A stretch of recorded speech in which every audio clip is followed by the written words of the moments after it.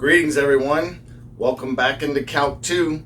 Time to really sum up this whole unit of infinite series that we've been building up, okay? And the culmination of all of these little bitty pieces that you've had to learn is something that we call Taylor series, okay? Now, what I'm coming off of directly here is that we've been talking about power series. Power series, remember, is a way that we can have an infinite series that is also a function.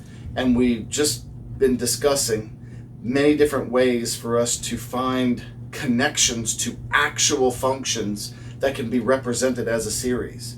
We did all sorts of different rational functions, and we even did an inverse tangent and a logarithmic function. And I showed you how some of the properties of power series can work towards those. But then you've got to be left with the question, shouldn't this be something that I can do with any function? And the answer is yes. And that's what Taylor series is. Our one true connection of infinite series into the world of functions is to be able to represent any function as a power series. Okay? The fact that power series are unique when they're equal to a function shows us that there should be a method to calculate that one unique power series function for your function. Okay? And that's what Taylor series is going to be. Maclaurin is just a special type of Taylor series, which we'll discuss very shortly. First, I want to start by giving you an idea of where this is coming from. Okay, so I'm going to invoke a little bit of Lagrange here and talk about how a function can be rearranged into a series format. Okay, now if you remember back to when we were talking about power series, I even said that it's almost wasted on polynomials, but polynomials are really good learning tools so that you can see exactly, like I said, the structure and the idea of where this Taylor's theorem is coming from. Okay, so I'm going to do a little bit of algebra maneuvering here. Okay, and I'm going to show you how I can rewrite this as a power series. In this case, not an infinite one, but I can invoke the infinite part of it as well. Okay, so let's jump in and do that. Start with your function right here, and then what I'm going to do is I'm going to find the function of x plus p. Instead of x, I replace it with x plus p. That's going to be 4 x plus p cubed minus 7 x plus p squared minus 5 times x plus p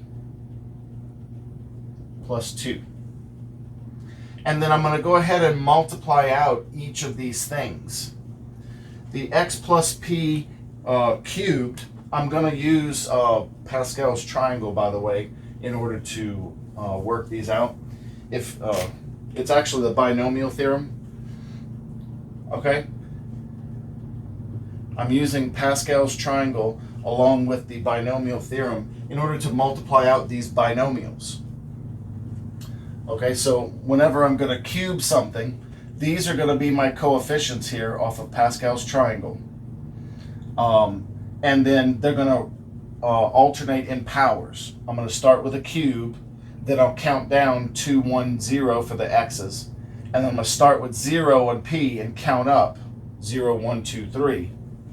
Okay, so this piece right here, just the x plus p cubed, multiplies into x cubed plus 3x squared p plus 3xp squared plus p cubed. That's that piece.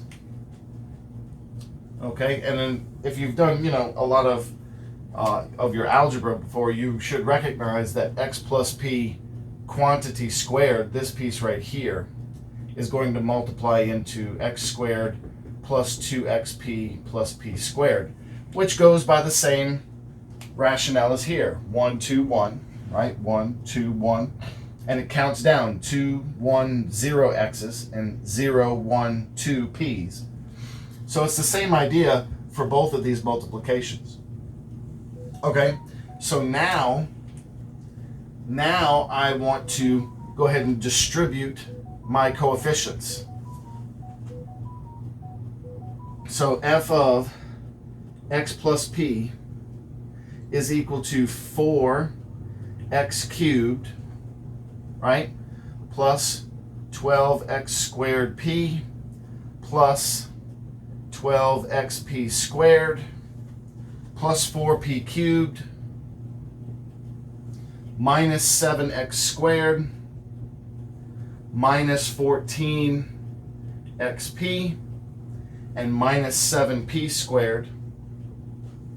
And now I can just distribute here minus 5x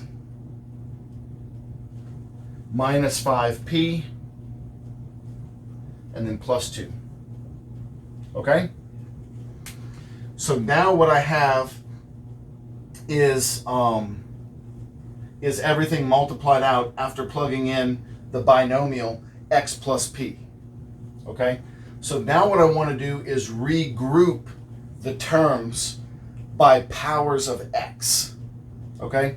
And then this is how I'm going to make it into a power series, basically, right? Because I'm going to write it as powers of x. Let's start like we would with a series, though. Let's start with x to the 0. Okay? So in other words, anything that doesn't have an x in it, technically, is x to the 0. So then I have f of x plus p is equal to everything that doesn't have an x in it. Okay? So that's going to be 4p cubed, like this. Okay? So I've used this one. And then how about over here? Minus 7p squared, right? Minus 5p and plus 2.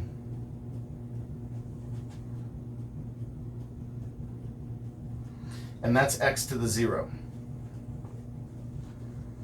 Okay, and you don't technically have to write that, but you'll see. This will make sense to you in a second when I'm writing it out. Plus, now let's do anything that has x to the 1. Okay, so here's an x to the 1. Okay, that's 12p squared. I'm going to be factoring the x out. So I use this one. Next, minus 14x, factoring the p out. And right here, minus 5. Whoops, I made a boo-boo. It's supposed to be a p, not an x. Factoring the x out, not the p out. And then this is x to the 1. Okay, what about x squared? Okay, so starting at this end, oh, I already used this one. Starting at this end, I've got a 12x squared p. So that's 12p. Okay, and I've used this term. And then I have a minus 7x squared. So minus 7. And then that whole thing is times x squared. So that's gone. And then notice all I have left now is the 4x cubed. So plus 4x cubed. So now I've actually written this thing in terms of a power of x.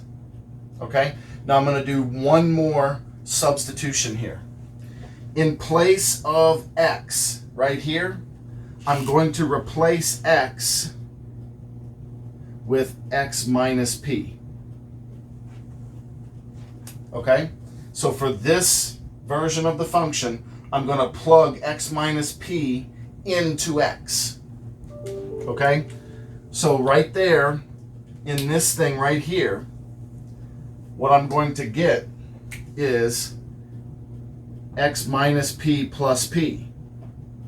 That's what's going to be inside of those parentheses. X minus p plus p is just f of x. But what I've done is I've replaced x minus p everywhere there's an x. So this is what I now have. I have 4p to the third minus 7p squared minus 5p plus 2. And then this is x minus p to the 0 power. Plus 12p squared minus 14p minus 5, and then x minus p to the 1, plus 12p minus 7, x minus p squared, plus 4 times x minus p cubed. Okay? So this format should make sense to you, because not only now is it a power series, but look, it's powers of x that have been centered around the number p. And then it's equal to the original function f of x. So what I've done is I've been able to rewrite my original function as a series grouping of terms that all have x to a power shifted to some center p, some generic center. Not only that, the p is related to the coefficient on each of these powered terms. You notice p is riddled throughout each of these.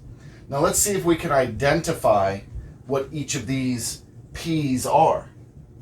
Right here, I've got 4p cubed minus 7p squared minus 5p plus 2. Those coefficients look familiar, don't they? Right? This is exactly what would happen if I were to just plug in f of p. That's what this piece is right here. This piece right here is just f evaluated at the number p. Right? It's the original function, but with p's instead of x's, that's all. Okay, so then take a stab at this as probably related to the function 2, right? Well, I see it's only a p squared, a p, and a number. How can I go down from a cube just down to a squared, right? And then also note, it's 4 times 3 is 12, 7 times 2 is 14, and then the 5 times 1, basically, right? And the 2 is gone. It's a derivative. Notice, if I do the derivative of each of this, right? F prime of x is going to be 12x squared minus 14x minus 5. So the derivative of this, right? But it's evaluated at p. So I'm hoping you're starting to see a pattern here. This is f prime at p. This one is the function at p. This is the function's derivative at p, right? And notice the amount of derivative matches the exponent on the power. 0 derivatives, 0 power. 1 derivative, 1 power. So let's see if we can make a pattern for this next one. Since this is the 2 power, is this somehow related to the second derivative? Well, let's see. What would the second derivative of f be? F double prime. That would be 24x minus 14. Uh-oh. It's not the same numbers this time. So it's not just f double prime of p. But wait, it's close. 12 and 7 are exactly half of 24 and 14. So this is the second derivative evaluated at p times a half.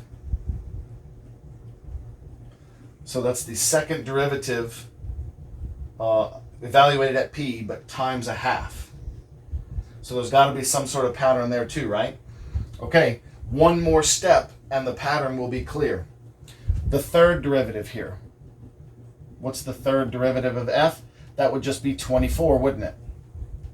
Well, if this pattern continues, the 4 right here, just the 4, should be my big coefficient like these are, which means the 4 should be related to the third derivative. It is, but it's 1/6 of it. This 4 right here is 1/6 times the third derivative evaluated at p. I know you're thinking, oh, why don't we just say x? Because we want to keep it the pattern, right? It's always evaluated at that number because the only variable in here should be x, just like a power series, okay? So in other words, if a center has been picked, then this would just be a number, right? If you actually pick that value of p, this is a number, this is a number, this is a number, just like the 4 here is a number. X is the only variable in here. Okay, And notice we have actually generated a pattern. No derivatives, one derivative, two derivatives, three derivatives. They match the exponents with the number of derivatives there. Okay? Now, here's the more tricky part, right? 1 over 6, 1 over 2, 1, and 1 are the numbers multiplied here. Okay? Well, let me draw in the rest of the pattern for you. Technically, this is 1 over 1 times the first derivative, and this is 1 over 1 times the function. So now it's always 1 over something, isn't it? And then the numbers in the bottom are 1, 1, 2, 6. Okay? And if you think about that really closely, hopefully you'll realize that it's 0 factorial, 1 factorial, 2 factorial, 3 factorial. 6 is 1 times 2 times 3. 2 is 1 times 2. 1 is 1. 0 factorial is 1. Right? That's definition. So there's our pattern. These terms, each term is 1 over n factorial times the nth derivative evaluated at p times x minus p to the n. Okay? This is what we call the generator for a Taylor polynomial. Okay? This generates a Taylor polynomial. Okay? A Taylor polynomial is one that is constructed as a power series, but it uses the derivatives over the factorials in order to generate the coefficients, the sequence, if you will, that goes in the power series. And notice it's generic. I can do that to any function as long as I can find derivatives of that said function. So literally every function we study that's continuous and has all of its limits in order, everything that you learned from Calc 1, right? If we can do these derivatives, then we can find a power series representation for a function. And as you've seen in some of other applications, even for something as simple as just approximation, that can be an extremely useful tool to be able to write something as a power series. Okay? So, in general, let's write down the Taylor's theorem here.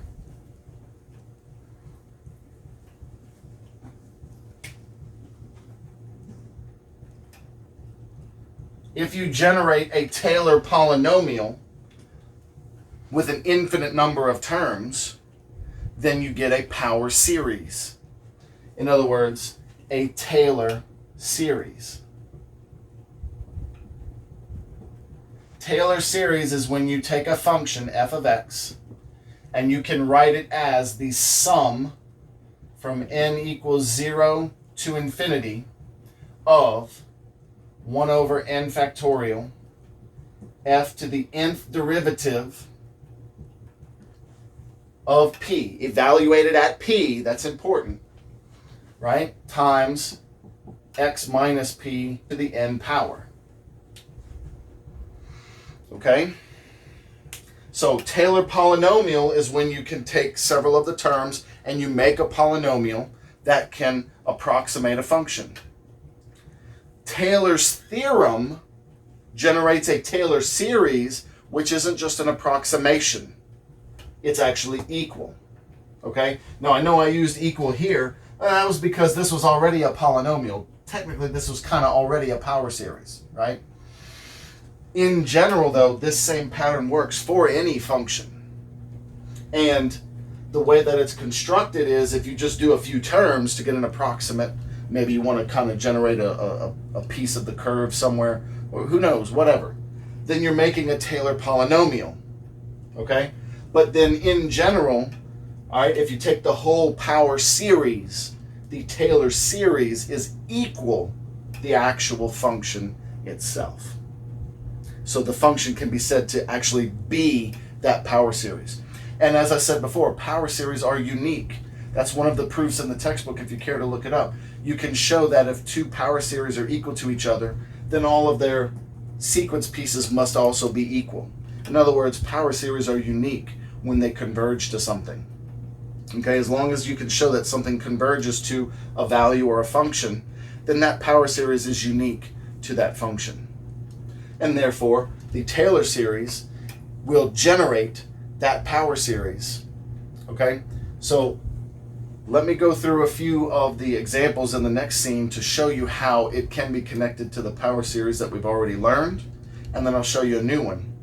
One other definition, Maclaurin. Okay, if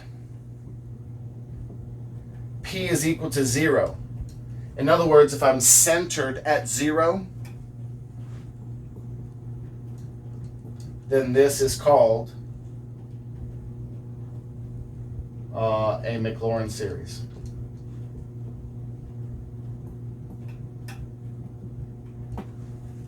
Okay, so that's just a sub-definition.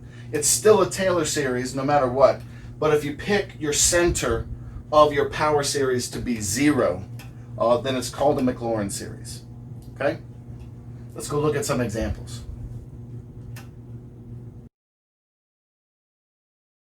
So now let's look at some basic examples of just creating a Taylor series from scratch. The Taylor series is going to be a power series, and I'm just going to build it term by term, and hopefully what I'm looking for is a pattern will form after 2, 3, 4 or so terms, and I'll be able to just then write down the power series in general and determine an interval of convergence and things of that nature. I'm going to start with one that we've already done before, and is of a very, very simple nature if you look at the stuff that we've looked at before. In its current form, we could use the geometric techniques that we were invoking in the power series sections to immediately get the power series for this function. However, I'm going to go the Taylor series route just so that you can see that they are the same, and that is goes along with what I said in the last scene about how power series that are equal to a function are unique. Okay, no matter which way I go about it, there is one power series for that function given a particular center. Okay, so let's start by listing out enough derivatives for me to start cranking out some terms here. Okay, because remember, each term has a different depth of derivative, right? We have to do first, second, third, fourth, so on derivatives of the function. So I'm going to start by rewriting the function as 1 minus x to the negative 1 power. And then I'm going to start writing out the derivatives here. Okay, so first derivative is going to be negative 1, right, from the drop here. But then also there's a chain rule which gives me another negative 1. So my first derivative is going to be 1 minus x to the negative 2, because the two negatives brought it back to a positive. My second derivative is going to be 2 times 1 minus x to the negative 3, for the same reason as before. When I drop the negative 2, that has a negative, and then the chain rule gives me another negative. Right? The derivative of the inside here is negative 1. So the double negatives bounce back to a positive yet again, and I'm just left with the 2. Okay, so third derivative, I'll have 3 times the 2, which will give me a 6. And notice yet again, I got the double negative from the chain rule and the exponent mixing together. So now at this point, I'm hoping that you're seeing a pattern in these derivatives. Okay, I'm going to have the 1 minus x in each one to an increasing power every time, or increasing negative, I should say. And then every time those powers multiply, I get another layer of a factorial, right? Because this is 1 times 2, and then times 3, and then times 4 would be the next one, and so on, and so on. Okay? Let's go one more derivative. Fourth derivative. I'll just use the number 4.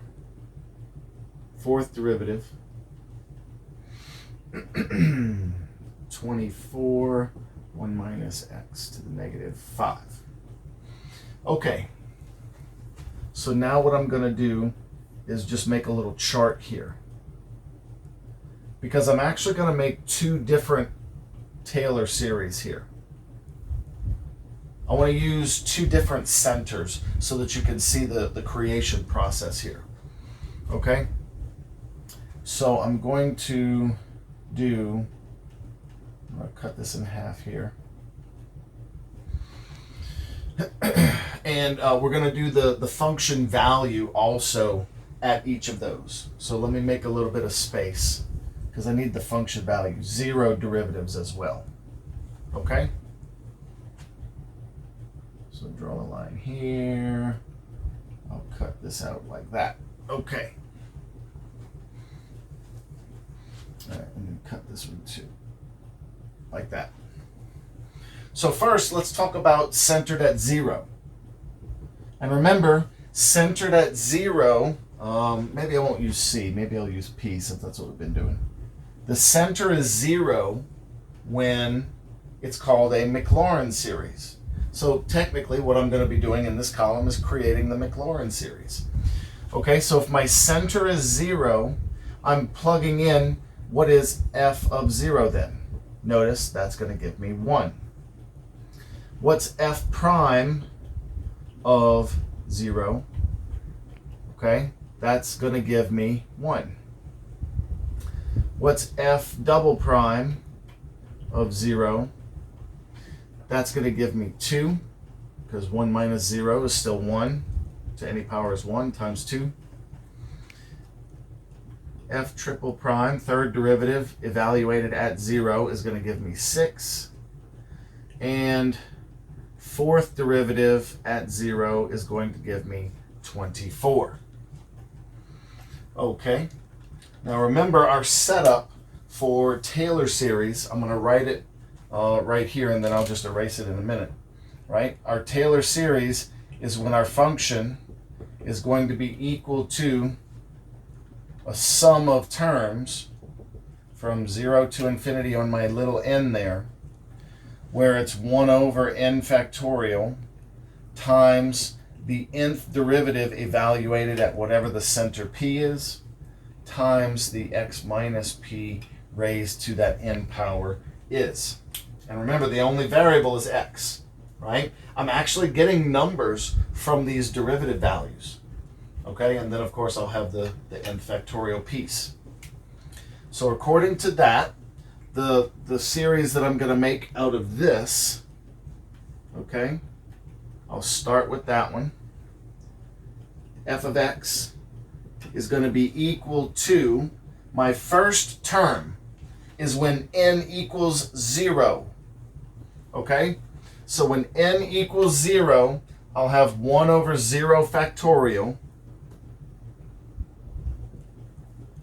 times the 0th derivative evaluated at 0, which is 1. Okay? And then x minus p to the 0 power. So in other words, 0 power is nothing. It's just times 1 also. Plus, okay, now n equals 1. So I'll have the first derivative piece here. That's going to be 1 over 1 factorial, right? First derivative, 1 derivative evaluated at 0 is 1. And then I'll have x minus 0 to the 1. So in other words, x, because it's x minus 0. Next, 1 over 2 factorial times, in this case, 2. And then x minus 0 to the 2 power. So x squared. Okay? Plus 1 over 3 factorial times the 6 times x cubed. And this is going to keep going. But notice the pattern here. 1 over 1 times 1 times 1. 1 over 1 times 1. 2 factorial is 2. Those will reduce. 1 over 6, right, times 6. And those are all the powers of x. So what I've gotten here is that it's equal to 1 plus x squared plus x cubed plus da-da-da-da, which is this series here. N equals 0 to infinity of just x to the n power. That's my Mclaren series, my Taylor series centered at 0, the Maclaurin series for this function, with an interval of convergence from -1 to 1. And I don't need to check the endpoints on that one because I'm using a geometric argument, since this is just something to the n power, and it has to be, x has to be between -1 and 1. Okay, so notice this is exactly the series we would have gotten had I used the argument that this was a over 1 minus r from the geometric setup, because then that would make my a 1, and then my r would be x. It would be multiplying a new x every time. This is exactly that series that you would have gotten from that argument. Okay, now let's get one that's centered at, say, -4. Okay, so I'll draw a line here, and let me proceed in purple. So let's say that I let my center, the p-value, be -4, right? So I'll be using -4 for my p-value there. So that means I'll need f of -4, which you'll notice will be 1 over 5. Next, I'll need f prime of -4, which will be 1 minus -4, which is 5, to the -2. That's 1 over 25. Next, I have 2, and then this is going to be 5 to the -3. Okay, so f double prime -4 equals, instead of writing the 25, actually, I'm going to do this. 5 squared, and then this is going to be 2 over 5 to the 3rd. Notice the next one, f triple prime at -4, is going to be the 6 right here, which, by the way, is 3 factorial still. The 6 is 3 factorial. And this is going to be 5 to the 4th power, right? Because it's going to be 1 minus -4 to the -4. And then my 4th derivative here, evaluated at -4, is going to be 24 over 5 to the 5th. Okie dokie. So now using those, I'm going to, again, create another Taylor series. Now this one's just a Taylor series. This one is a Mclaren series because it's centered at 0. Now I'm going to do an actual Taylor series, right? A generic one, because it has a center other than 0. My center is -4. Okay? So down here,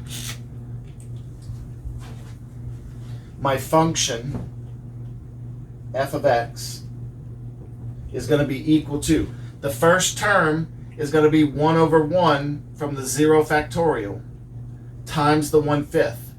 So I'm just going to get 1/5. Okay, so I'm still getting this same setup, but the first thing is 1 over 5. Plus, next is 1 over 1 factorial, which is still 1, but I have 1 over 5 squared, and it's times x. But instead of x this time, remember, I have a different center. So it's actually x plus 4, like this. Next, I'm going to have 1 over 2 factorial, which is 1 over 2, times 2 over 5 to the 3rd. And then it's going to be x plus 4 squared. Notice the 2's will reduce, right? Just as they did over here. Plus, I am now going to have 1 over 3 factorial, which is 1 over 6, times 6 over 5 to the 4th, like this, times x plus 4 to the 3rd power.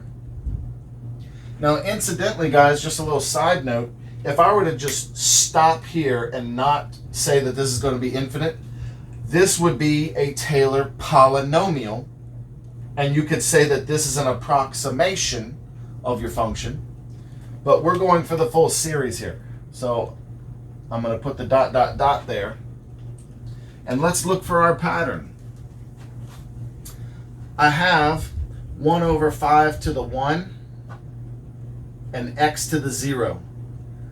I have 1 over 5 to the 2, and it's x plus 4 to the 1.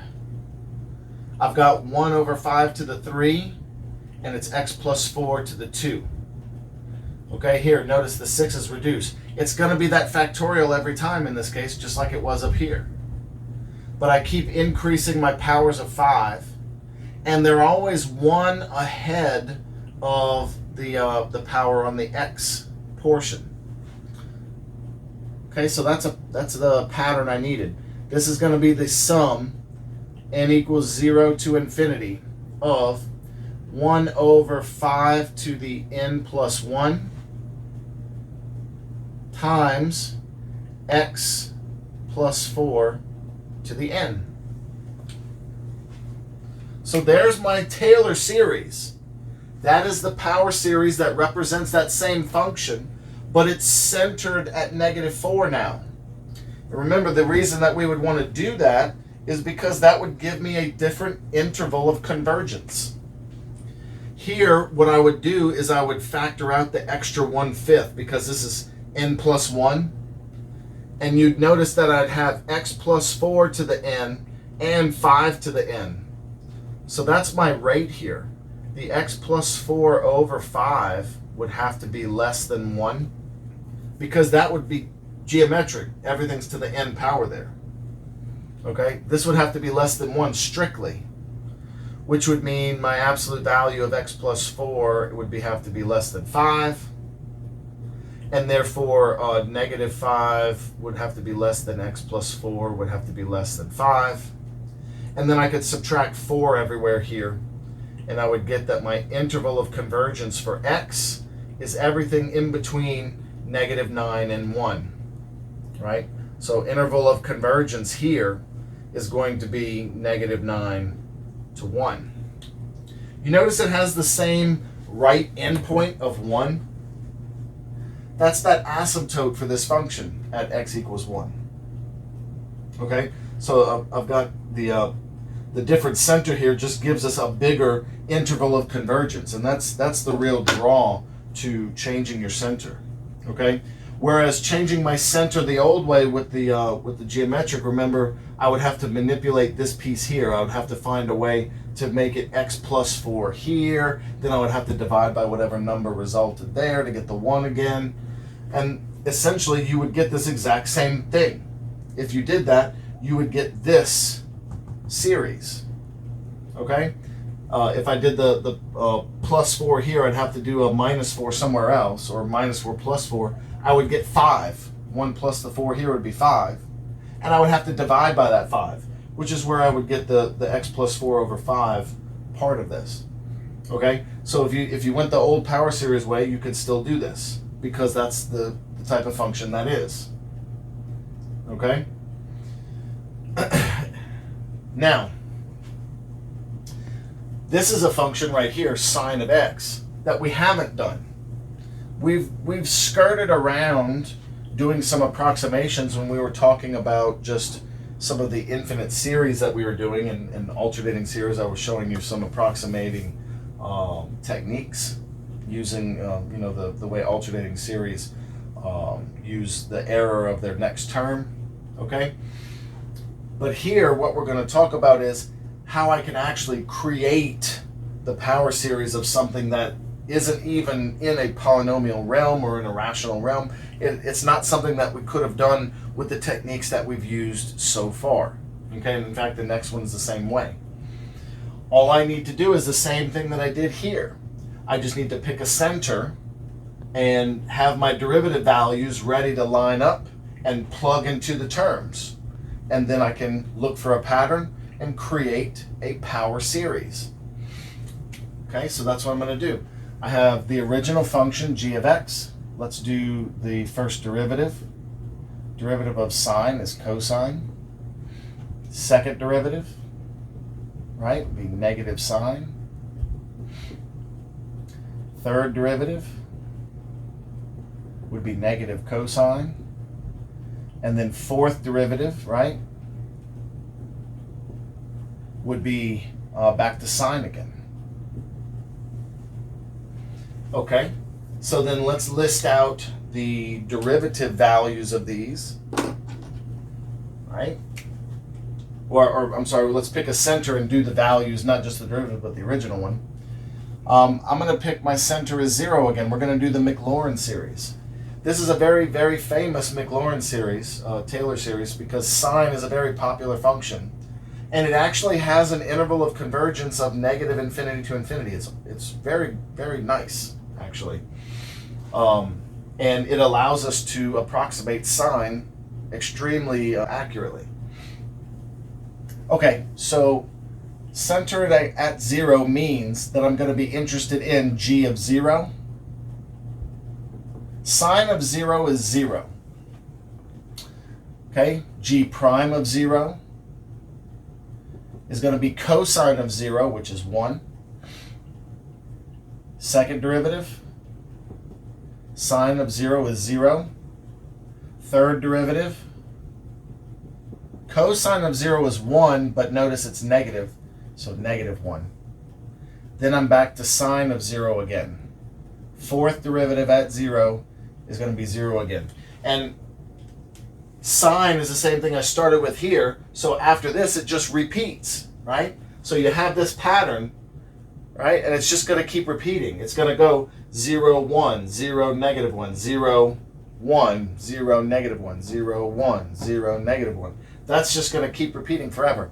Incidentally, cosine, being my original function, would have done something just exactly the same way. But it would be the other terms, right?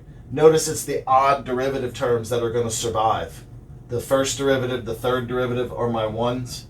If it were cosine, all of the even ones would survive. Okay, let's build the series now.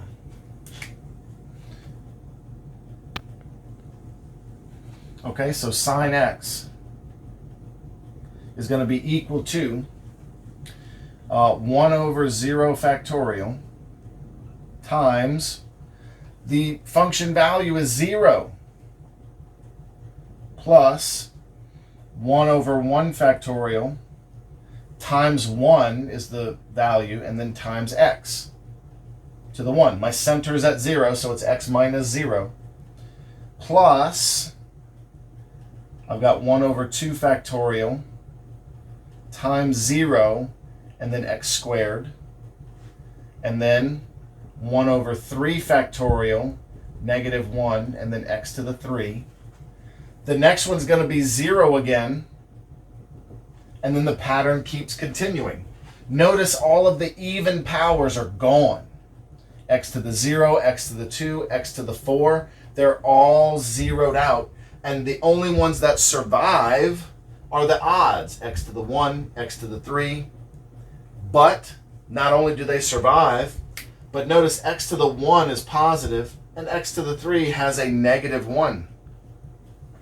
Well, remember the sine is going to keep repeating its derivatives, which means this pattern is going to keep repeating. I'm going to keep getting a 1, then a negative 1, then a 1, then a negative 1 for all of the odd terms, just the odd ones. So that what this is telling me is that sine x is equal to, notice this is 1 times 1, right, times x, so it's x, minus 1 over 3 factorial x to the 3. Extend the pattern. right? Positive, negative, positive, and it's just going to be the odds. So 1 over 5 factorial x to the 5 minus 1 over 7 factorial x to the 7. Okay? So it only has odd powers. If you remember some of your small details from trig, this should actually make a lot of sense to you. Sine was an odd function always. It had origin symmetry, and sine of negative x is negative sine of x. Notice it's keeping all of the odd powers here only, which has that exact setup for you, that it's going to be an odd function like that. Okay?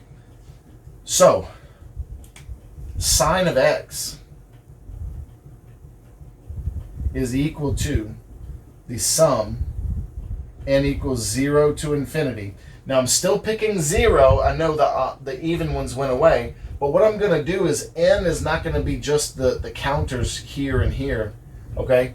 I'm going to make sure that I only get odd values to make this a more efficient sum. Okay? So obviously it's alternating 1, negative 1, 1, negative 1, so on and so on, right? Okay, so I'll do negative 1 to the n power, which, notice, the 0, right, is the first one. Negative 1 to the 0 is positive, which is true. The first term should be positive. Okay, I'm going to have x to the power of odd numbers. So that's 2n plus 1 power on my x. 2n plus 1. And then each time it's that same number as the power, but in a factorial.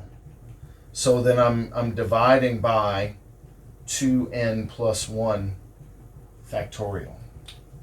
Okay? Now as far as for the interval of convergence, simply employ either your ratio or your root test. Okay? What you'll discover is that no matter what value of x it is, when I do either the ratio or the root test, this piece right here is going to zero me out. Let's say we use the root test. The nth root of this factorial is going to be infinite, but it's in the denominator. It's going to cause my limit in the root test to go to 0. For the ratio test, you're going to have a 2n plus 2 surviving in the denominator, and it's going to go to infinity, which is going to zero out everything else. Okay? So the interval of convergence for this one, either ratio or root test, interval of convergence is going to be negative infinity to infinity. Real quick, I just wanted you to see how this Taylor series does actually approximate the sine really, really well. All I have is the first few terms here. Notice when I just use one term of sine's Taylor series, it's just y equals x, which is the line that goes through the origin, same as the sine does, and it actually approximates it really well on a very, very small region here. If I do two terms of sine's Taylor series or Mclaren series, it gets a little bit more of the straight portion there, and the turns don't quite match the turns. So then if I incorporate a third term, notice it goes well past the turns. We can approximate sine all the way up to its peaks there. And then of course if I add in another term, it gets even better. You can see that these two are very well matched almost all the way from negative pi to pi. Almost there. And the thing is, once you get this close, it's already pretty much going to approximate the rest of the sine very well, because this is already one period right here. So with just a term or two more, you can tell that we'd have a really awesome approximation of the actual sine curve. So this is actually what we would consider a Taylor polynomial, since it's not the whole series. And this particular Taylor polynomial would be the Taylor 4, or well, Taylor 3 is 4 terms, but it's n equals 3. And the remainder, of course, would be the portions that stick out. But this Taylor polynomial approximates that piece. All right, next one. H of x is equal to the square root of 1 minus x. Let's not make a Maclaurin series. Like right here, I made another Maclaurin series because it was centered at 0, but that's just a really, really popular one. And the reason this one's popular is because you never have to shift the center. The interval of convergence already covers the whole spectrum of the x-axis. Okay, so all you need is the Maclaurin series here. But for other functions, as you can see, it might be necessary to shift the center and get something else. So for this guy right here, let's center around -8, let's say. Okay, so I'm going to pick p equals -8 for our center here. And then, in fact, let me scoop this over.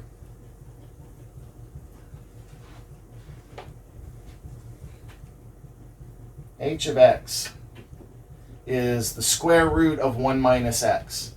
So let me just rewrite it as 1 minus x to the 1/2. That's square root of 1 minus x. I'm going to do the power like this because it's going to be easy for me to do the derivatives that way. Okay, so derivatives. First derivative, I've got 1/2 times 1 minus x to the -1/2. Okay, so I dropped my 1/2, and then I have to do the chain rule times -1. So that's going to pop a negative right there in front of that piece right there. Okay, next, second derivative. -1/2 times -1/2 is 1/4. 1 minus x to the -3/2, because I drop a power. And then the inside chain rule gives me another negative. Okay, third derivative. 3/2 times 1/4 is 3/8. And 5/2 because I'm going more negative. And you guessed it, chain rule pops out a negative and keeps that one negative. Fourth derivative. All right, 5 and 3, 2 and 8. I get 15 over 16. But again, the chain rule is going to throw a negative in front of there. So I've got 1 minus x to the -7/2 at that point. Okay, let's throw in some actual values at -8. I'm using a center of -8. Okay, so that's the values from the functions that I'm going to be interested in. H of -8. Well, that's the square root of 1 minus -8, which is just the square root of 9. 3. Okay, down here. What would be h prime of -8? Well, I'm going to have a square root of 9 again, but it's in the denominator now. So that gives me -1 over 6, like so. Right, because it's times the -1/2. Okay, next. Second derivative at -8. Let's go ahead and make a chart out of this. Let's separate it. Like so. Okie dokie. We're going to be looking for all of these values. Okay. So right here, that's going to be 9 to the -3/2, which is going to be 3 to the 3rd in the denominator. You know what I'm going to do? Here's what I'm going to do. I'm going to write this one as 2 times 3. Because now this is -1 over 4 and then 3 to the 3rd. Okay? So I've got 2 squared and 3 to the 3rd there.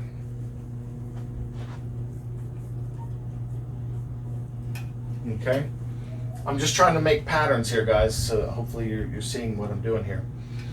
Next, I'm going to have 9 to the -5/2, so that's 3 to the 5th. So I've got a -3 on top, and then I have a 2 to the 3rd, and a 3 to the 5th. Now I know what you're thinking. Why don't we reduce one of these 3's? Well, there's no guarantee that I'm going to be able to do a lot of that simplifying, and I want to keep to my pattern. Notice my pattern is already starting to form. I had 2 to the 1, 2 to the 2, 2 to the 3, and now it's 3 to the 1, 3 to the 3, 3 to the 5. That's a pattern of odd powers there as well.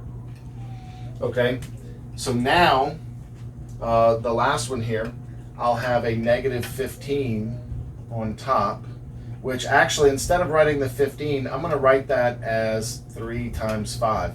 And I know that seems weird, but I want you to notice that what I have here is a multiplication of just the odd numbers.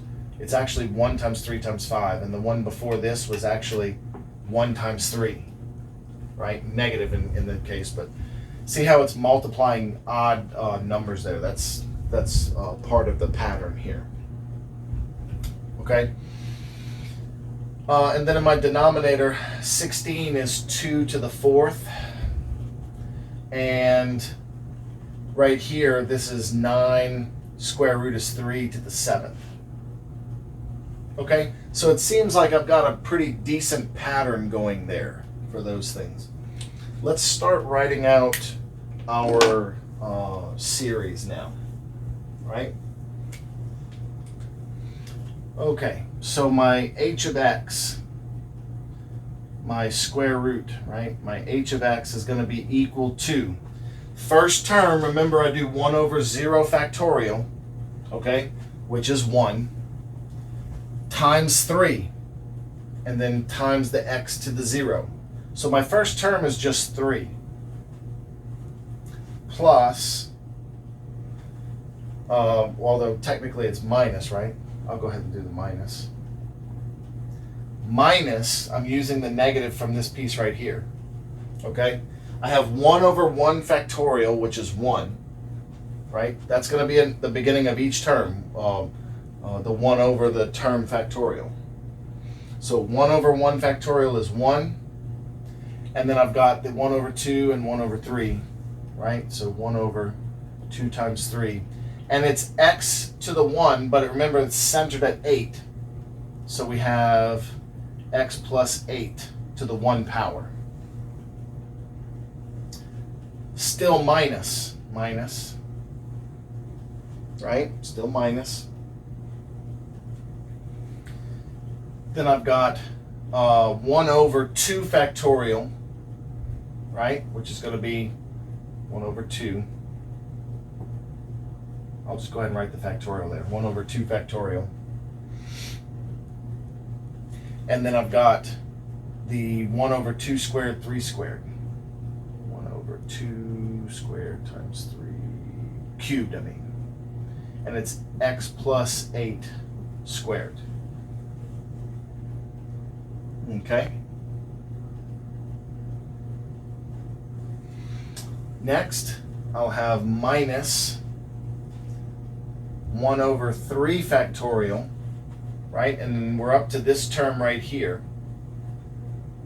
So I've got 3 in the top, and then 2 cubed and 3 to the 5th. 2 cubed, 3 to the 5th. And it's x plus 8 to the 3rd power. Okay, let me carry this on one more round here. Minus, I'm going to have 1 over 5 factorial. I'm going to have times I took the negative is here already. Okay? And then I've got 1, 3, 5 in the top. So I'm going to write that out. 1, 3, 5. Right here, the 3 is just 1 times 3, right? So then I've also got 2 to the 4 and 3 to the 7. Like that. And then that's going to be x plus 8 to the 4th. Okay? Let's try to extrapolate the next term by this pattern. Okay? Just by using the pattern that we've seen in our pieces here. Let's extrapolate the next one. Obviously it's going to be negative because I have a recurring negative theme here. it's going to be 1 over 6 factorial. Whoops, I messed up. This should be 4 factorial. My apologies. 4 factorial, because it has to match the power. This should be 1 over 5 factorial. And then I had 1 times 3. I had 1 times 1, 1 times 3, 1 times 3 times 5. So this one's going to have to be 1, 3, 5, 7. And then in the denominators, notice the power of 2 just keeps going up by 1 every time. So this is going to be 2 to the 5th. And then the 3's keep going by odds. 3 to the 1, 3 to the 3, 3 to the 5, 3 to the 7. So this is going to be times 3 to the 9. And then we have x plus 8 to the 5th. So plus dot, dot, dot. Right? And keeps going.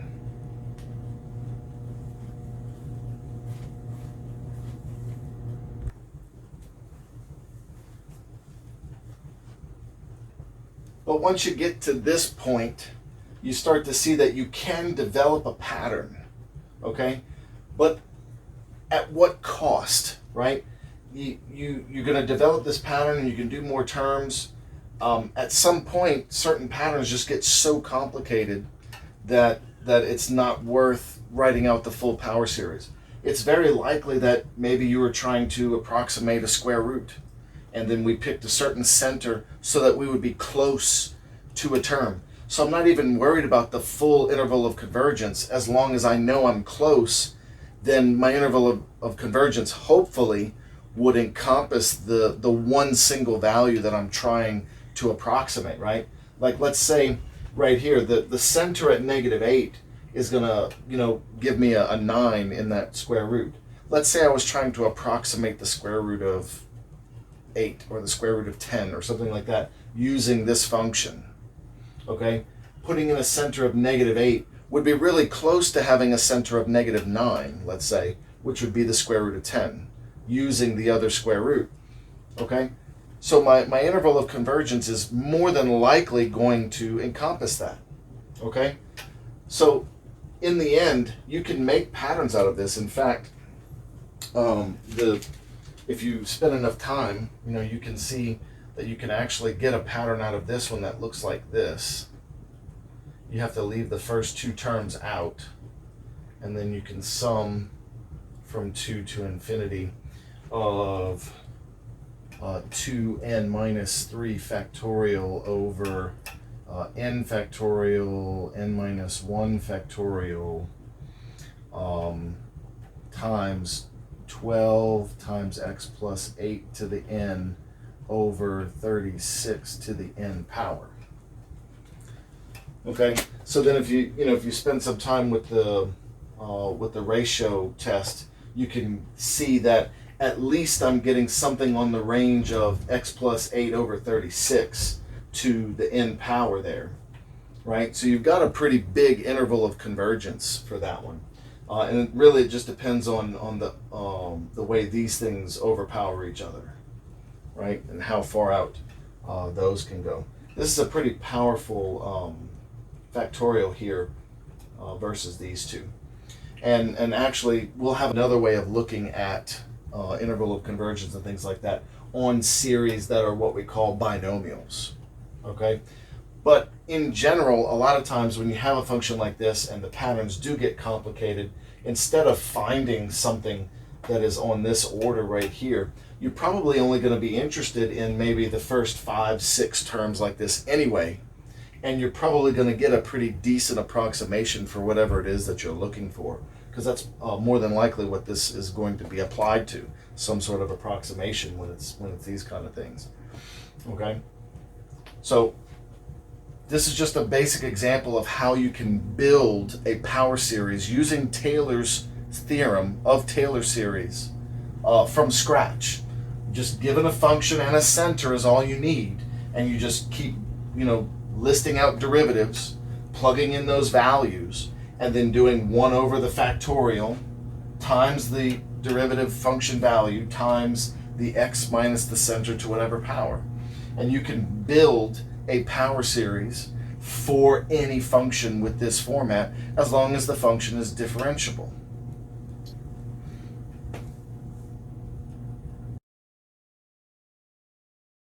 now that you've seen the natural way to build a series with the Taylor expansion or the Taylor polynomial, it's time to also look at the ways of sort of making your time more efficient. If you can remember a lot of the basic polynomial, Taylor polynomials or Taylor series, some of these basic important setups, then you can actually save yourself a good bit of time, because these cover a lot of the main structures that we study a lot through these beginning calculus courses.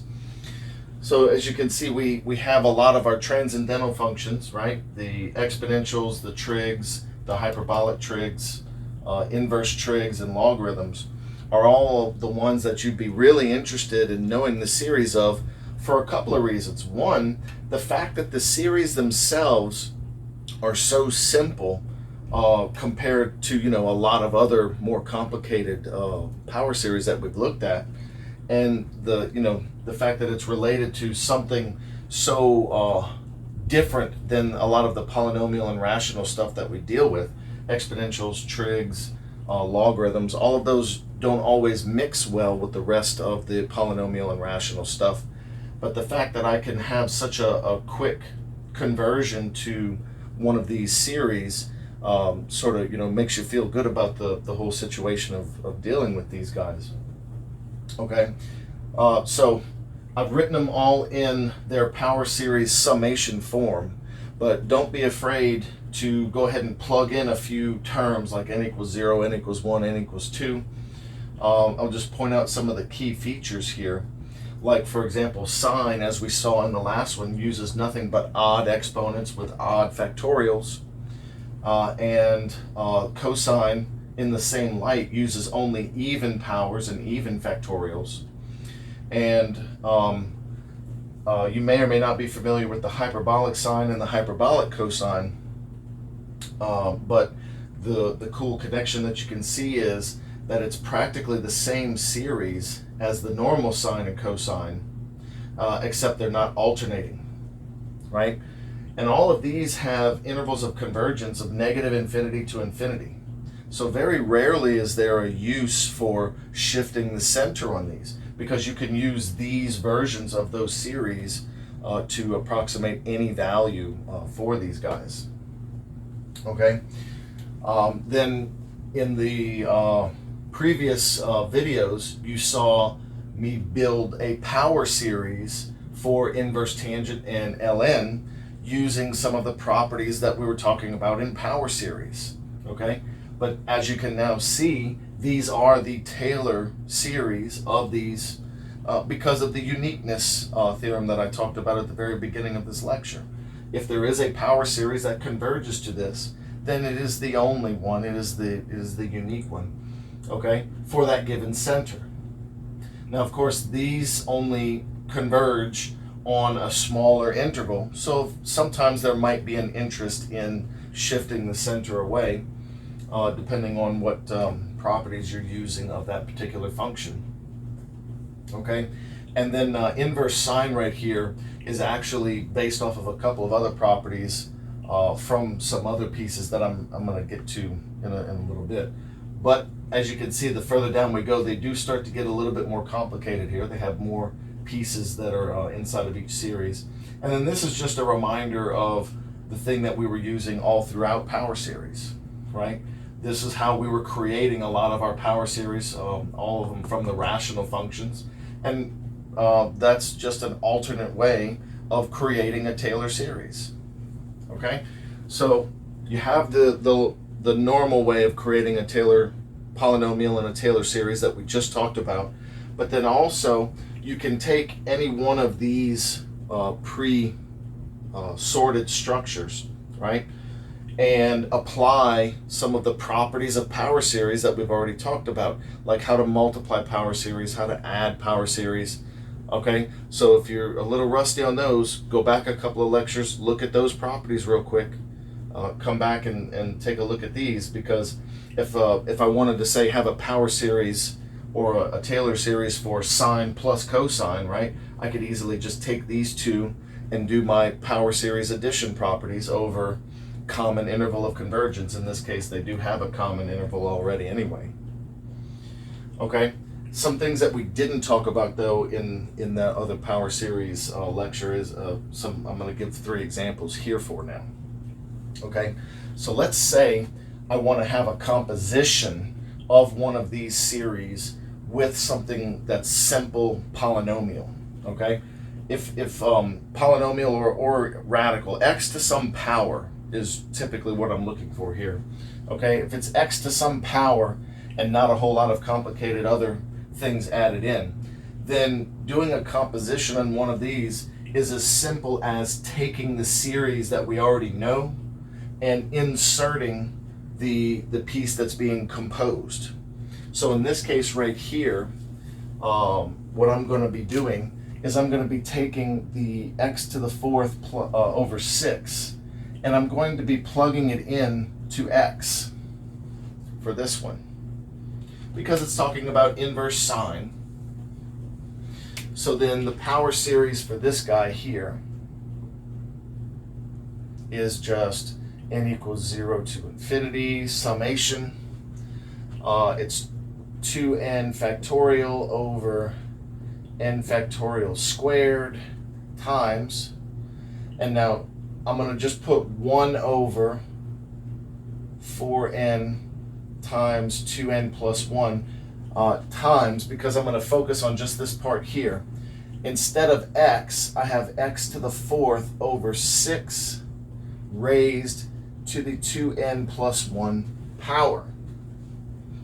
Okay, so if you want to focus on just having this as the power series, then I'm going to focus on just doing a power raised to another power here, and then the 6 raised to the power just becomes part of the rest of the garbage, if you will.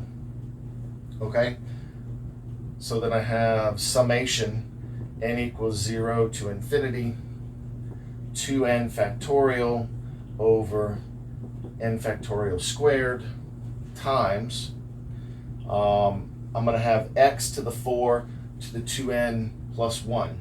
So remember, when you raise a power to another power, you just multiply them. So now I have x raised to the 8n plus 4, like that. And the denominator here is now 4 to the n times 6 to the 2n plus 1, and then that whole thing is times 2n plus 1. You can actually simplify the 4 to the n times the 6 to the 2n plus 1 here. If you feel it's necessary, what you can do is you can look at it like this. This is 4 to the n times 6 squared to the n times 6. Like so. And the reason why I did 6 squared to the n was so that I could have two things here that are both to the n power. Okay? That can then be simplified by just doing 4 times 36. Now, where did this extra 6 over here come from? That's the plus 1 here. And since it's not raised to the n, it's just going to stay kind of floating around in there. Or if you wish, you could distribute it into the 2n plus 1. It just depends on how you're feeling about that. But in any case, I can simplify this chunk right here by doing 4 times 6 squared, which is going to be 4 times 36, which is 144 to the n times 6. So you can simplify those things with some of those little pieces like that, and you could make it look a lot more like the original series. But this is fine also, right? You have your power series. And here's another cool thing that this allows you to do. If you already have an idea, or if you already know for sure what the interval of convergence is on the original structure, then you can apply something similar to the same interval. In other words, right here, this is following the rule that x has to be in between -1 and 1, right? So in other words, this is telling me right here that the absolute value of x has to be less than 1. That's what this is telling me about this x here. That's his interval of convergence. So over here, instead of x, what I have is this. like so. Okay? So that if I wanted to solve for my interval of convergence directly without having to do another test, right, a lot of other pieces, I'm basically just stealing this interval of convergence and applying it to the new chunk that I'm putting into where this x was. So I can multiply both sides by 6, and this is telling me that x to the fourth has to be less than 6. I don't need the absolute value because x to the fourth is going to be positive anyway. Then of course, if this is going to be true, then this tells me right here that the absolute value of x has got to be between the fourth root of 6. So that would give me my radius of convergence right there. And notice my center is still 0. Okay? So my interval of convergence on this guy is just going to be negative fourth root of 6 to positive fourth root of 6.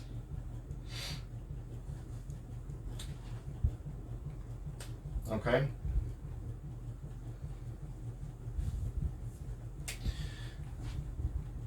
So that's one thing that you can do.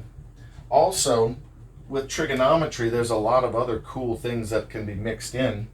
Professor Simon, you say cool and we start to cringe. Well, it depends on how up you are on your trigonometry also. Let's say I want to make a Taylor series for this guy without having to go through the whole derivatives route and everything like that, because this looks really, really yuck monster to try and do even 1 or 2 derivatives of, much less 3, 4, or 5 derivatives of it, right? Because you got your power rule, then you got your chain rule, and all that other mess, right? Definitely something that if I didn't have to go the full long route, then I would choose not to. Okay, so I definitely have some of my my 2 Taylor series for my sine and my cosine, but then how does the squared factor in? Because that's cosine squared, which, if you remember, doesn't mean cosine cosine. It means this whole value of the cosine of 5 times the square root of x. That whole thing is squared. It's just, it's abbreviation. It's shorthand for that. Okay? But also don't forget, we have a way of simplifying this into something that doesn't have the squared on it. So just with a little bit of trig knowledge here, this is what can happen. I'll have 3x times 1/2 times 1 plus cosine of 10 square root of x. And what I actually did here was cosine of 2a, right? If this is cosine squared of a, then this is cosine of 2a. That's my power reduction formula. So then what I'm going to be doing is distributing here.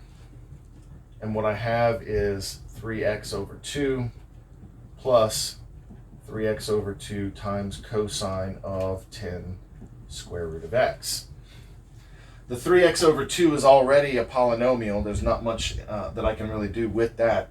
The cosine now is just a cosine, right? It's not squared anymore. So I can use my cosine power series here, my Taylor series from here, okay? And it has a nice interval of convergence already ready to go, negative infinity to infinity for my x on that one. Of course, with this one, you're going to be a little bit careful because you don't want x to be negative inside of your square root. So that's going to affect our interval of convergence a little bit there. Okay, so then what is this equal to? It would be equal to still the 3x over 2 plus 3x over 2 times the sum from n equals 0 to infinity of the negative 1 to the n. And I don't have x here, I have 10 square root of x. So it's going to be 10 square root of x to the 2n, right? That's what I plugged in for here, over the 2n factorial, like that. Okay, so now what I'm going to do is I'm going to look at this square root of x here, not as a square root of x, but as x to the 1/2 power. Okay, so then this is what I have. I have 3x over 2 plus 3x over 2 times the summation from n equals 0 to infinity. I have my negative 1 to the n. And now 10 squared is 100. So I'll just put the 100 to the n like that. The denominator is still 2n factorial. And you see I'm sort of spreading the pieces away from the x so that I can focus on this now. Whenever I have a power raised to another power, right, those are going to multiply. So I'm going to end up with x to the n, like so. And now, just one more step, I can take this 3x over 2 and multiply it in here, okay? Or leave the 3 over 2 here and simply multiply the x in, like this. This would just become plus 1. And this is a completely acceptable way to leave this series if you're going to leave it in its most generic form. The interval of convergence, like I said, you need to be a little careful on this one because even the domain of this isn't on negative infinity to infinity for our x, okay? It's only going to be on bracket 0 to infinity. So you would have to reflect that in your interval of convergence as well.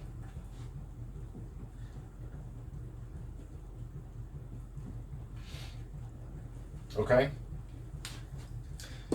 Does that mean that this by itself wouldn't converge as a series?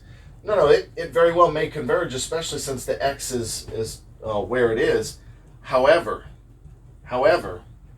what's going to happen is that it won't converge to your function outside of this interval. Okay? And that's the main key thing here. The interval of convergence that we are talking about when we say this is my interval of convergence is, does it converge to the thing that you are representing?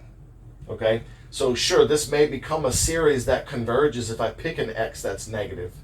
And then again, it may not. Okay? But will it converge to the thing I'm representing outside of that interval? Well, no. Because if you plug in a negative value for something here, you're going to get something with an imaginary value there. Okay? So you got to be a little wary of that. Now, of course, if you want to start talking about the complex side of things, then we may be able to take our interval of convergence and expand it back out, because then we'll be talking about doing cosines of complex values, which is also a complex value, so on and so on.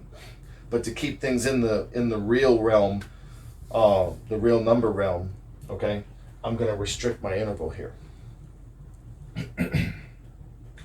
Okay, and then some other stuff.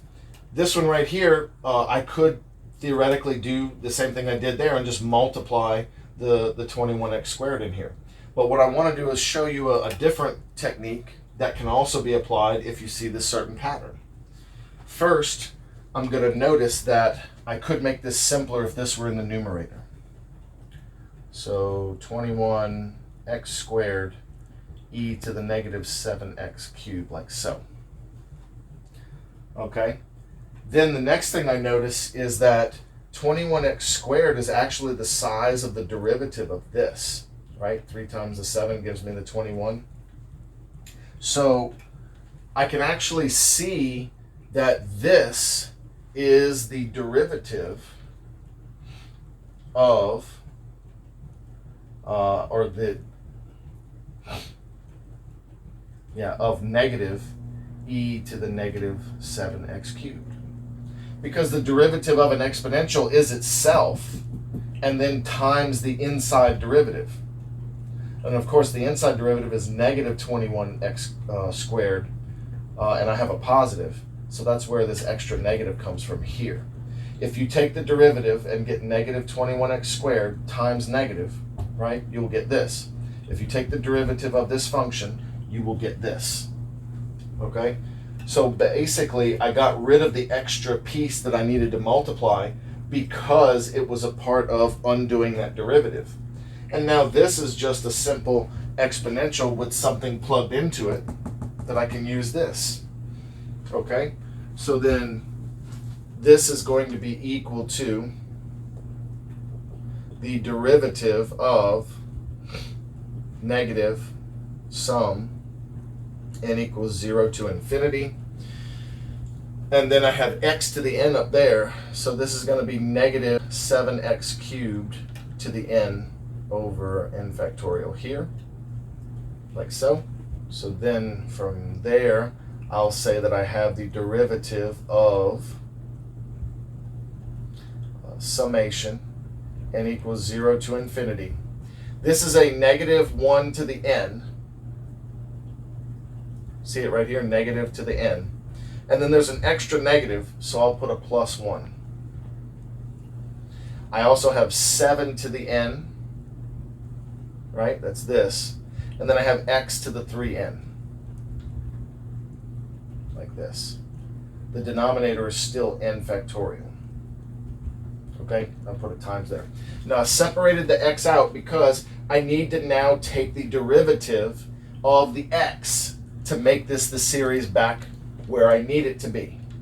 Okay, so now I actually perform this derivative on the x value, and I'll get the summation from n equals 0 to infinity of negative 1 to the n plus 1 times 7 to the n over n factorial. And then the derivative, it means I'm going to drop, so times 3n, and then x to the 3n minus 1. Right? I can simplify one thing here, and it's the fact that I have n factorial and n here.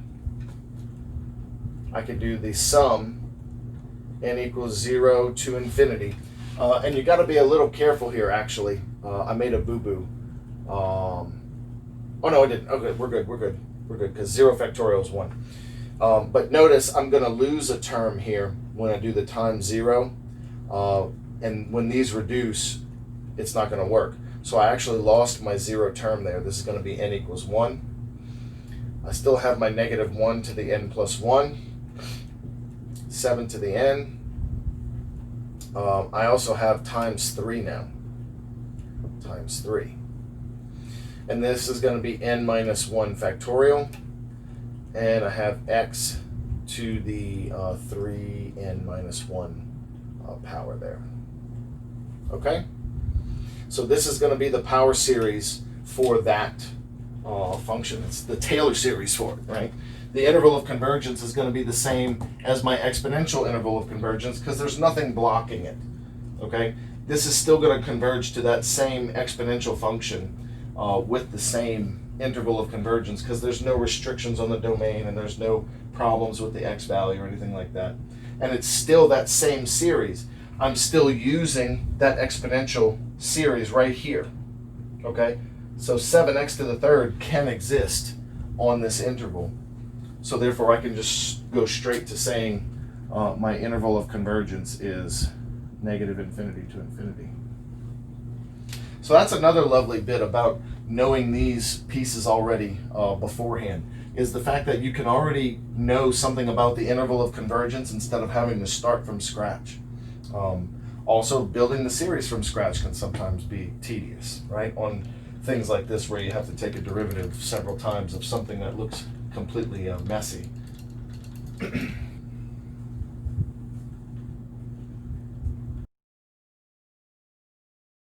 There's one more shorter method for certain functions to be turned into Taylor series that I want to show you before we end this lecture. Okay, it's the ones that are related to what we call binomial series. Now, in several different branches of math, we use what's called the binomial theorem, binomial sums, binomial structures. Things that have two terms in them, binomial, raised to a power. And typically these are expanded with the binomial theorem according to k choose n objects times x to the n, and then added through all of the possible n values from 0 up to k. And the way that that's calculated, combinations, is k factorial over n factorial times k minus n factorial. So in this case, what we're interested in is a little offshoot of that. And since what I can do is, instead of thinking of it in terms of countable objects, which is what these typically are used for when I'm counting objects and combinations of those objects, I instead reduce the factorials here. You'll notice that k factorial divided by k minus n factorial will give me the multiplication of numbers from k on down to k minus n plus 1, right? Because whatever this number is, plus 1 more will be where it stops reducing. And then, of course, my n factorial is still there, my x to the n is still there. And if I go from 0 to infinity instead of 0 to k, that's fine, because up here, if I went past k, it would just be times 0 by the definition of the combinations. However, if I'm guaranteeing x is in these intervals here, I can actually go from 0 to infinity, and I can get non-zero terms for values of k that are not even whole numbers even, right? The binomial series up here is typically for whole powers, where k is some positive integer, okay? Whereas down here, I can take an offshoot of it and apply it to other types of exponents, things that we typically would not be able to write as a polynomial, okay? Because if k was a whole number, like 3 or 5 or something like that, you could just multiply this out as a polynomial, and then there's no need for a power series because it already is a polynomial. Instead, I can actually take this slight tangent, pun intended, off of this and turn it into one of our power series that turns into a Taylor series. Okay, and our interval of convergence is either going to be -1 to 1, and the 1 can either be included or not. That just depends on the value of k, and you'll have to test it individually as you go. So right here, what I did was I also wrote out the first few terms so that you can see what it looks like. This is the generic summation of it right here, but then if I actually let n equal 0, what we get out of everything is just 1. If you let n equal 1, then I have 1 factorial, I will get a k, and I'll get x to the 1, like this. And then if I let n equal 1, n equal 2, then I'll have k minus 1, 2 factorial is 2, x squared. If n equals 3, 3 factorial is 6, x to the third, I'll have 3 terms left over from the multiplication here. So you can see the pattern is based on matching the number of terms in the numerator with the exponent. So if it's x to the 3, then I'll have 3 of these terms. You start with k, and you do -1, -1. You keep subtracting 1 every time as you count, okay? And there's 3 terms here with a 3 exponent and a 3 factorial, right? 2 terms, 2 exponent, 2 factorial, right? 1 term, 1 factorial, 1 exponent. You can see the pattern from there, okay? Here's a quick example of one that you've seen several different ways already. 1 over 1 minus x, we use the geometric series for. I can also do a binomial series with it, right? If I write it as 1 minus x to the -1 power, then my k becomes -1, and what I get is 1 plus -1 times -x, because this is supposed to be plus x for the binomial portion, right? -1, -2 is -1 minus 1, right? That's this piece. 2 factorial, x squared. And you'll notice what you get after simplifying this is 1 plus x squared plus x cubed, which is the series you already knew that this one was supposed to be. Okay? So I can take things that are already binomials, but I can do these things to the ones that have the strange exponents, which very often are the ones that we want to approximate anyway. For example, we did this one earlier, the long way. Now I can show you that we actually have this method to quickly get to the Taylor series for this. What I need to do is just write this as 1 minus x to the 1/2. And then I realize that my k is actually 1/2. And instead of just x, I'll have -x, right? Because this one is a plus x here. Okay, and then I can apply my my already acquired interval of convergence to this same thing, right? So it saves me a lot of time here. Let's write it out. according to me writing this out right here, this would be 1 plus 1/2 times negative x plus, now I do k times k minus 1. K is 1/2, k minus 1 is negative 1/2, and then it's times negative x. And don't forget, I already had an over 2 also. So let me write that in first. Times negative x. Now be sure you kept up with me on that one, okay? Let me do it in a different order. 1 over 2 was because of the 2 factorial. Negative 1/2 is k minus 1, and 1/2 is k. Okay, that's k and k minus 1, and then I have the negative x is squared. Okay, let's do the next term. Plus 1 over 3 factorial will be 1 over 6. K is 1/2. K minus 1 is negative 1/2. K minus 2 is going to be negative 3/2. And then I'll have negative x cubed.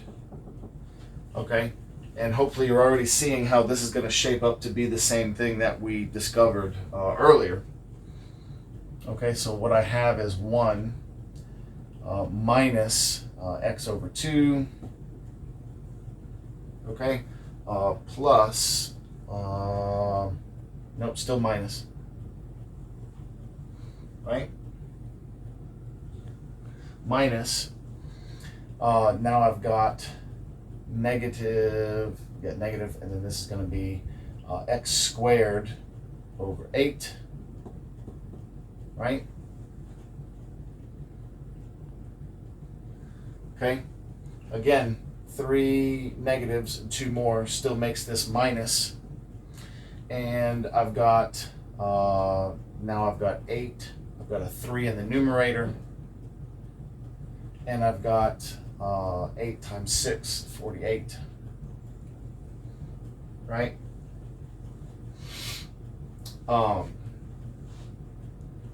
X to the third.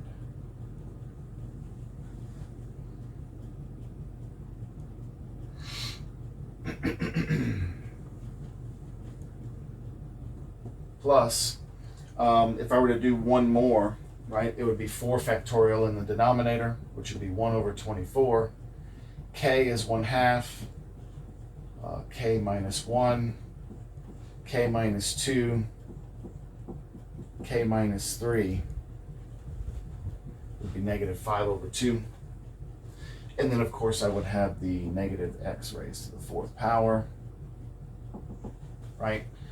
And then right here, you'd see we do still have the 3 times 5, which gives us the 15, right? And then I've got the 24 times 16 this time. Let's see. Is that, yeah, that's just going to be 16, and then 64, 128, so 3, right here, this guy, minus, right, because I have 3 negatives with the 4th power, x to the 4th, and yeah, 4 2's, then 24, it's 3 more 2's, so 2 to the 7th is 128 times the 3, yep, 360 plus 24, 384, right, okay, and we already have a nice interval of convergence here. The only difference is this one comes from absolute value of x is less than 1. And up here, what we'll have is the absolute value of negative x, which of course comes out to be still absolute value of x. But I'm using the fact that this is negative x to evaluate it from the same known piece, which implies that our interval of convergence here is still going to be the negative 1 to 1 that we are familiar with.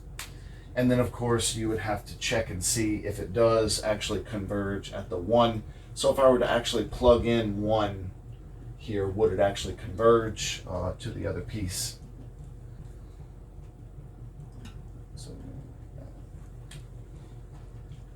So just after shooting that last scene, I realized I performed that particular Taylor series around the wrong center.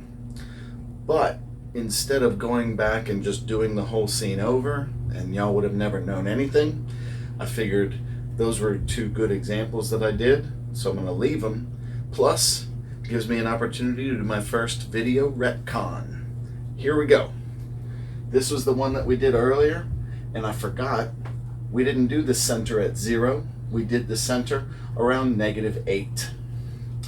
So here, if I want the center at -8, I need to adjust what's being added to the x here. So I'll start by doing that first. I'm going to have 1, and then the minus x is still here. To get a center at -8, I'll subtract 8 and add 8, like so, which would then cause the square root of 9 minus x plus 8, after I factor the negative out of those 2. Of course, right here, I still need a 1 though for the binomial setup to work, right?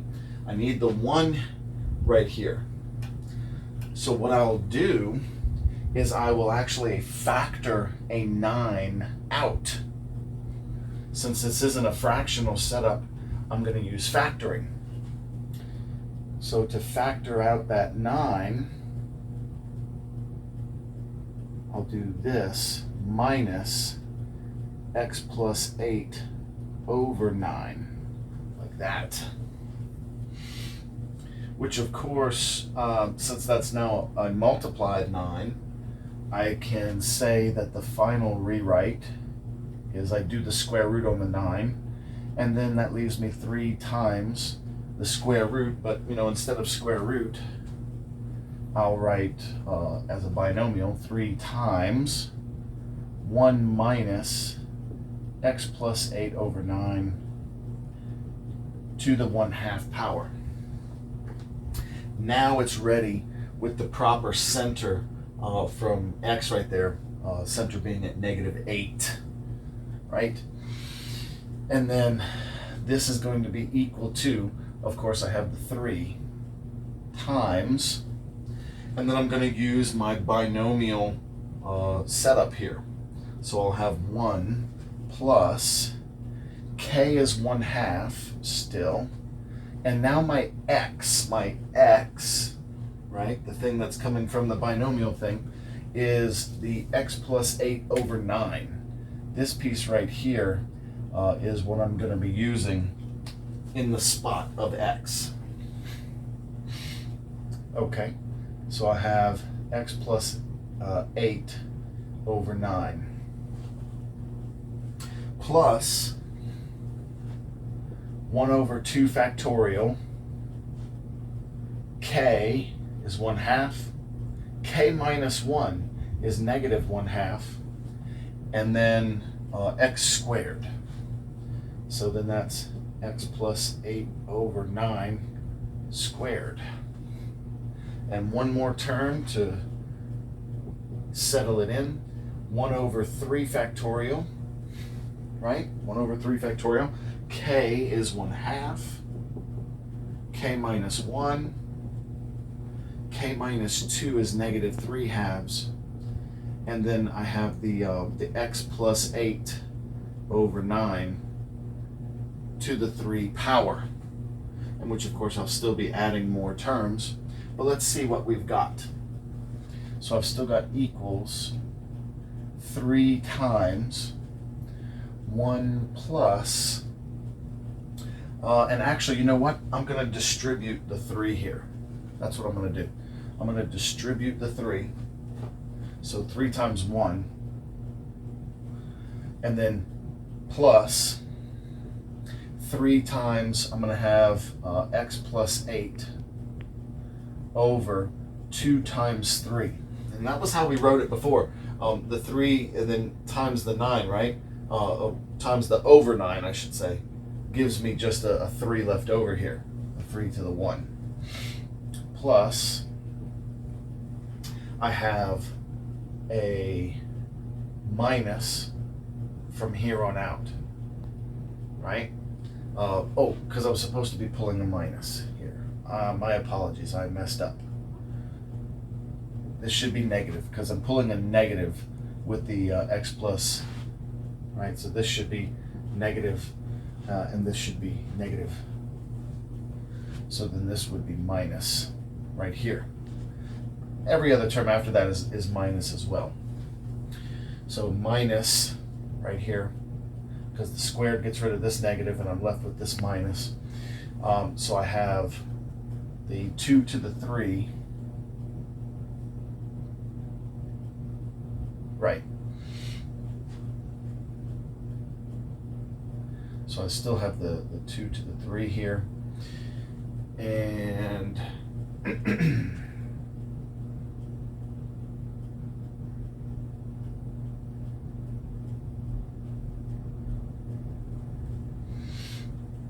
oh, 9 squared is 81, but the 3 over the 81, right? I'm going to have a 3 on the top, where it's going to be x plus 8 squared. The 3 over the 81 is going to leave me with 27, which is 3 cubed. Okay, next. Minus again, right? Because of this, then the 3 negatives here with this negative wipe out, so I'm left with the minus. I have the 1 over 6. I have the 8. I've got 3 of the 9s this time. Okay, so I'm going to restructure the bottom here. Notice I can take this 6 and turn it into a 2 times 3 right here. And then from the 3 times it, I can wipe out this 3. I'm left with 4 2's. So 2 to the 4 times, and then here I'll have 3 to the 6th. Right. 3 to the 5th. Because I can do this 3 in the top right here with it. Yes. And that'll be x plus 8 to the 3rd.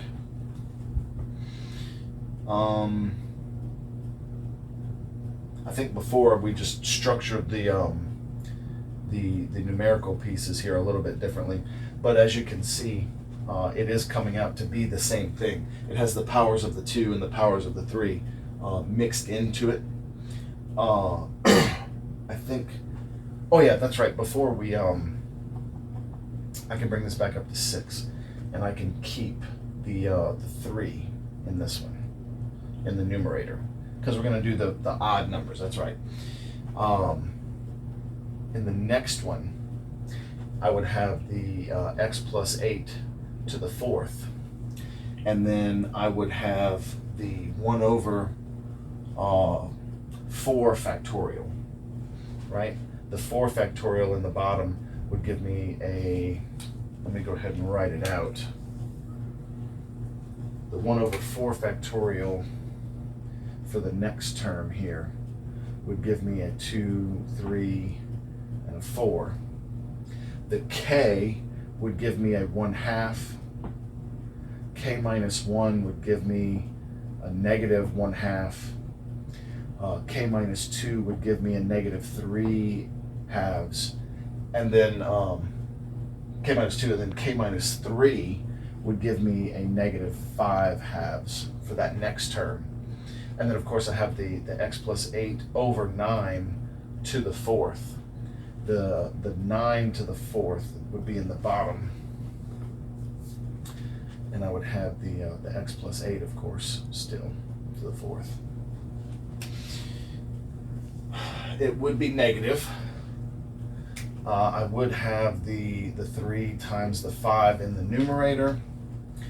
And then I'll have 1, 2, 3, 4, 5 2's, 2 to the 5th. I'm going to multiply the 3 in, right? So that gives me another 3 in the top, which would wipe one of them in the bottom.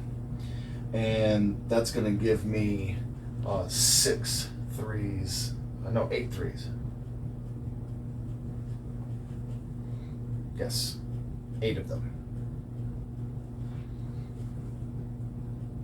Yes.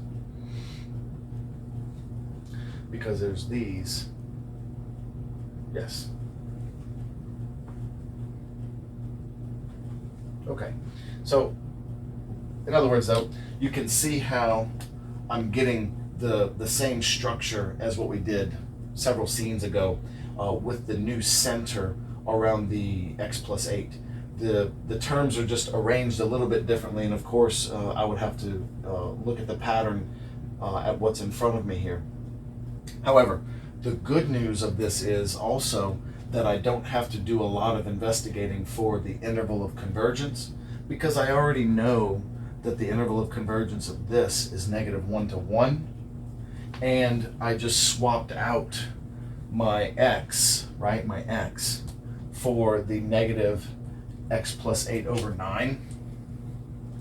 So whereas usually before it would have been absolute value of x is less than 1, I now have the x plus 8 over 9 needs to be less than 1. And that's going to tell me that the absolute value of x plus 8 has to be less than 9, which gives me -9 x plus 8, 9, like so, without the absolute value. And if I subtract 8 everywhere, it's telling me that I have my interval of convergence here between -17 and 1, right? Which of course the 1 makes sense, right? Because it's where the ending of the domain of the function is, right? And then of course we could test what happens when we plug in x equals 1, right? Since I have the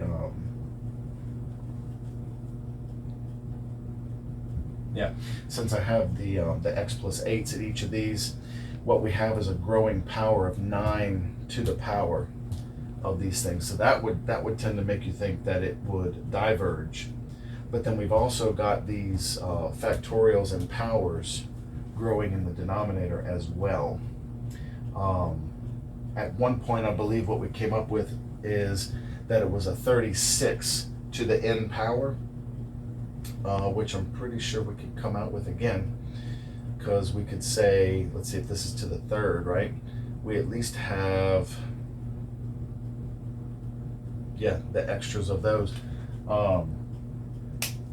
So we would have 9 over 36, basically, to the n power.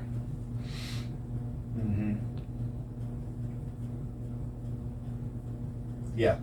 Or another way of looking at it, since if I plug in the 1, we would basically have 9 over 9 at every step.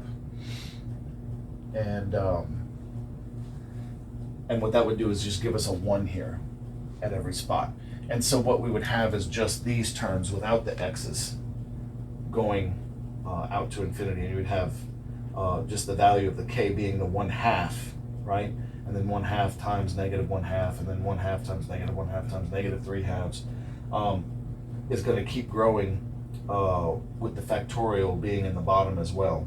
So it's going to converge at that point, right? So you can actually say that your interval of convergence is going to include the 1 on that one.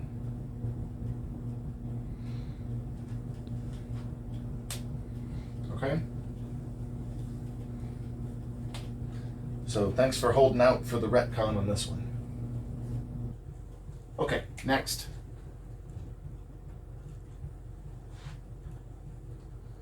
One that we haven't seen yet. So for this one, it's not quite ready to be in the binomial setup. I need to do a few different little maneuvers here. First, it doesn't have a 1 in front of here, and that's kind of important. Okay, to have the 1 here is the reason why this whole binomial thing just has x to the n. Because typically when you have something else in the binomial here, it would be multiplied by the x to the n. So if, say, if this were a, I would have a to the k minus n power here. So it would be another thing multiplied in there. It's very important to have that 1 so that I don't have anything other than the x raised to the power here. So I'm going to divide by 2 inside of the radical here. Okay? So I'm dividing by 2 in both of these. And in order to make that legal, remember I still have to divide by something up here to make that good to go. Well, what I'm really dividing by is 2 with a 5th root. So that's actually what I'm going to divide right here, the 5th root of 2. Okay. So then this is the way I can rewrite this. I have 1 over the 5th root of 2, that's this division here, times, this is going to be 1 minus x squared over 2. And then notice I'm multiplying by it now. I raised it up. So it's to the negative 1/5 power, right? See, it was to the 1/5 power because it's the 5th root here, but I moved it out to being a multiplication so that it would fit this particular setup. The 1 over 5th root of 2 is just going to be a multiplied constant, so I'm not even really worried about that. And now it is in a binomial to an exponent, and it's ready to go. So I can start writing it out in my power series format here, right, in my Taylor series. So actually, let me give myself as much room as possible to go straight across. This is then equal to 1 over 5th root of 2 times, I've got 1 plus k is negative 1/5 times my quote-unquote x, right? Now remember, my x is whatever's being added in the binomial here. So right now my x, my thing that's being added, is all of this, the negative x squared over 2, right? Okay, so negative x squared over 2 is going to be where my x is. Okay. Next, I've got the 1 over 2 factorial, so 1 over 2 times k minus 1. K is negative 1/5. K minus 1 is negative 6/5, right? Because 1/5 plus another whole 1, right, is another 5/5. So I have k minus 1, and then I have to do my object squared, so that's negative x squared over 2 squared. Let's do another one. Plus, I have to do 1 over 3 factorial, so that's 1 over 6. K is negative 1/5. K minus 1, negative 6/5. K minus 2 is going to be negative 11/5. And then I have the negative x squared over 2 raised to the 3rd power. Okay, let's put the pattern on here, right? Plus dot, dot, dot. So this is equal to 1 over the 5th root of 2 times, I've still got my 1 here, 1. I'm going to have a double negative, so plus, and this is going to be x squared over 10. Okay. Next, I've got double negative here, I've got double negative here, so it's again plus.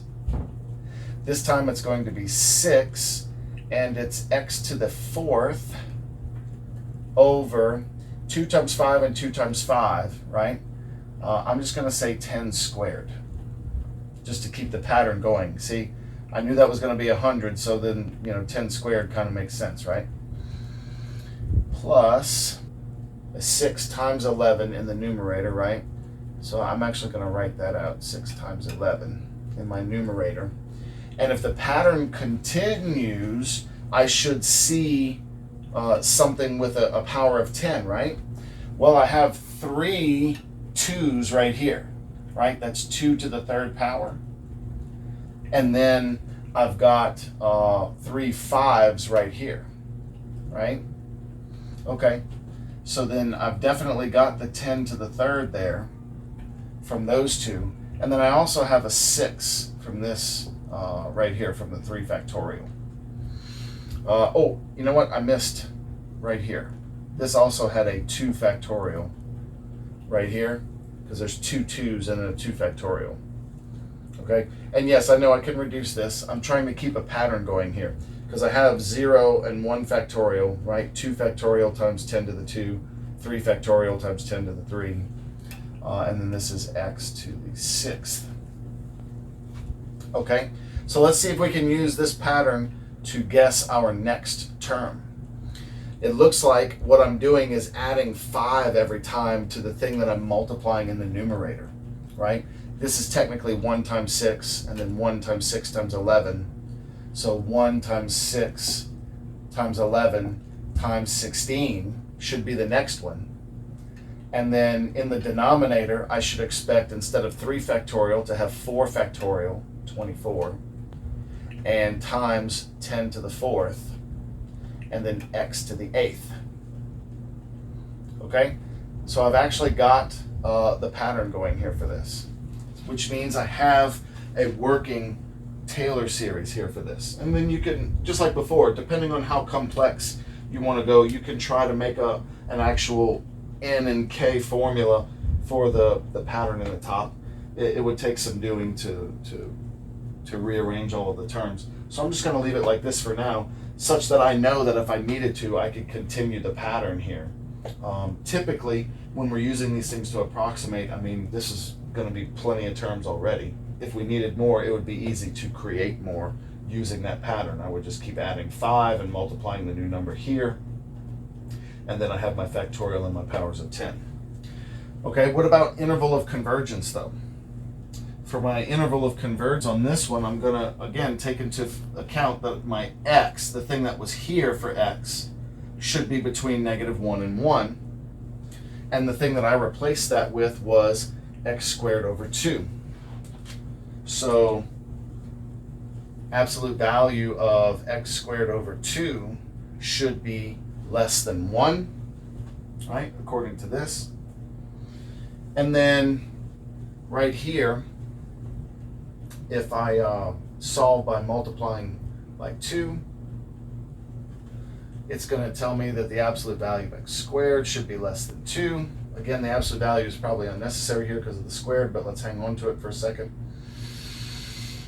And then this right here is telling me that x is going to have to be between the positive and negative square root of 2, which of course either one of those, if I were to plug them in to here in the original function, they would be undefined because either positive or negative square root of 2, if I were to square them, of course then I would have 2 minus 2, which would cause me to divide by 0. So my interval of convergence for this series is exactly what you see. It's going to be from negative square root of 2 to positive square root of 2. X is an element of that.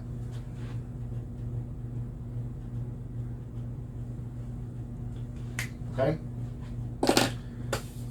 So I hope this has helped you see exactly how we can create a power series. We call them Taylor series now because of the guy who discovered them, really, but also it kind of sounds like we're tailoring them to our function. That's kind of cool too. But I hope that this shows you exactly how we can easily create a power series for any function now. And then in the next lecture, what I'd like to discuss is some of the applications and approximations that we do with these Taylor series, these power series.